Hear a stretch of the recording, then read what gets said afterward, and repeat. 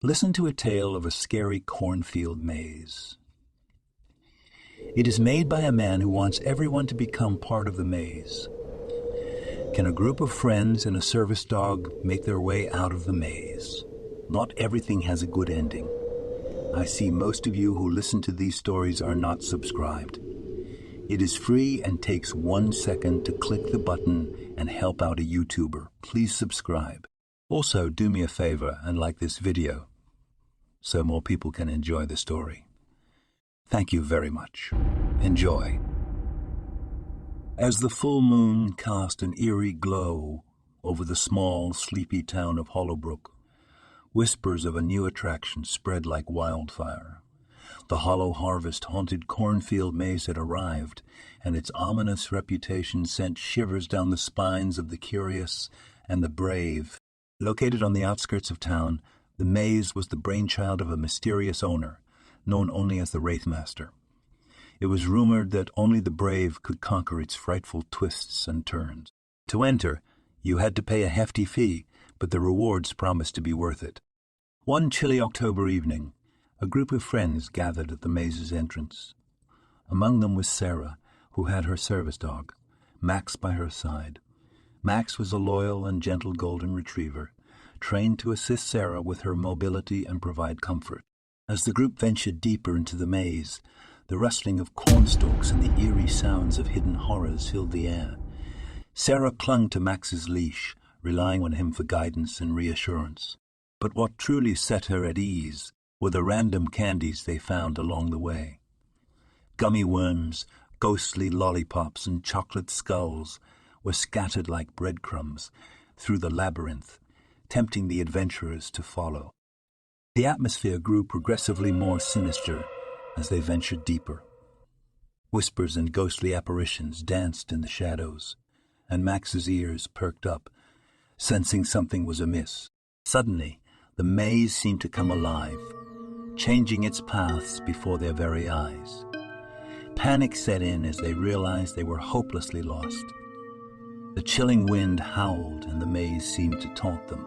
Sarah clutched her service dog, whose keen senses detected a subtle shift in the maze's structure. Max led them down a winding path that promised escape, but as they rounded the final corner, they were met with a gruesome sight. In the center of the maze stood a menacing scarecrow, its tattered clothing and hollow eyes casting a malevolent gaze upon them. Max's bark pierced the eerie silence, and the scarecrow's twisted grin seemed to falter for a moment. The group huddled together, their flashlights trembling in the darkness. Sarah, her hand shaking, whispered, "What's wrong, Max? Is it just a scarecrow?" But Max's reaction was far from normal. He stood his ground, his hackles raised, growling menacingly at the scarecrow. The friends exchanged uneasy glances. "I don't like this," Mark said, his voice quivering. "Let's get out of here." As they turned to leave, a spine-chilling laugh echoed through the maze, sending shivers down their spines. The scarecrow came to life, its arms stretching out like sinister wings. "Leaving so soon, but the real fun has just begun," taunted. The group retreated in terror, backtracking through the maze as they desperately searched for an exit. The twisted cornstalks seemed to close in around them, making it increasingly difficult to find their way. Max continued to lead, barking at crucial junctions to indicate the right path. Amidst the chaos, they stumbled upon more random candies. Ghostly gummy bears, licorice spiders, and caramel apple pops littered the ground. The candies seemed to appear out of nowhere, like an unsettling reward for their torment. They grabbed handfuls, hoping they might need them to appease whatever malevolent force lurked in the maze. As they followed Max, Sarah couldn't help but wonder about the scarecrow's ominous laugh.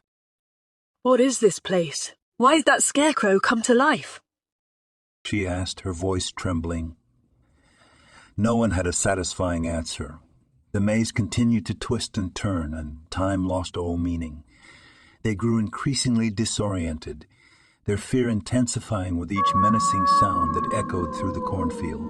Eventually, Max brought them to a clearing where the moonlight streamed through a gap in the clouds. In the center of the clearing stood a decrepit barn, its doors creaking ominously in the wind. Max's barking ceased as he led them toward the barn. Their ordeal had taken its toll, but the friends had no other choice. They entered the barn, hoping to find refuge or answers to the horrors they had encountered in the maze.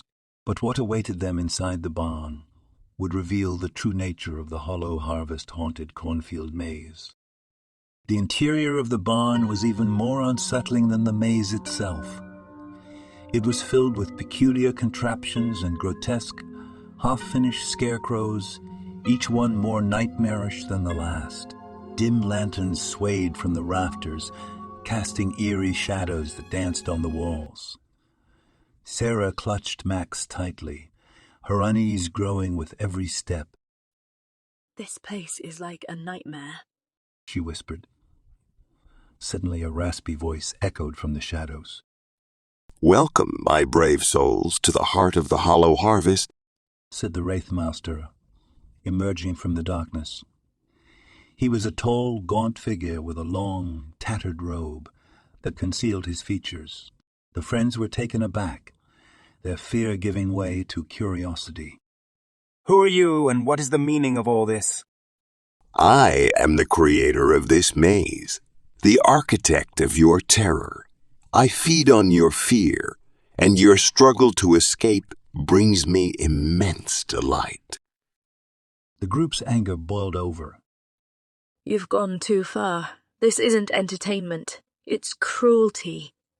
The Wraithmaster waved his hand, and the scarecrows in the barn began to come to life, their creaking joints and tattered clothing, a surreal and terrifying spectacle. "You can leave if you wish, but it won't be easy, or you can stay and become a part of my collection." Fear gripped them as the scarecrows inched closer. Max, however, stood firm, protecting his owner. Sarah's courage bolstered. She said, We won't be a part of your collection. We'll find our way out no matter what it takes. Friends rallied together, remembering the candies they had collected.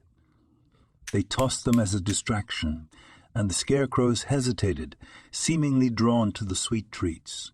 With Max leading the way, they slipped through a hidden door and made their escape from the barn. Back outside, they raced through the maze, the moonlight guiding their way. The Wraithmaster's laughter echoed behind them, but they refused to look back. They would not be deterred by this malevolent force any longer.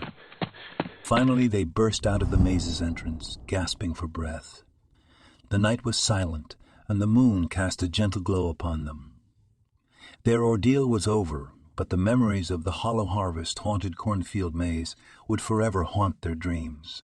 As they made their way back to town, they couldn't help but wonder about the Wraithmaster and his insidious creation. What drove someone to create such a nightmare, and how many others had fallen victim to the maze's horrors? The only comfort they had was Max's loyalty, guiding them through the darkest of nights, and the candy that had offered them a glimmer of hope in their terrifying journey.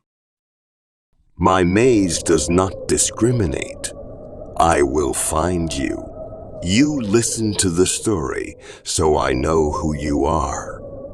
Subscribing to this channel is the only way to save yourself from becoming part of my maze. Until next time."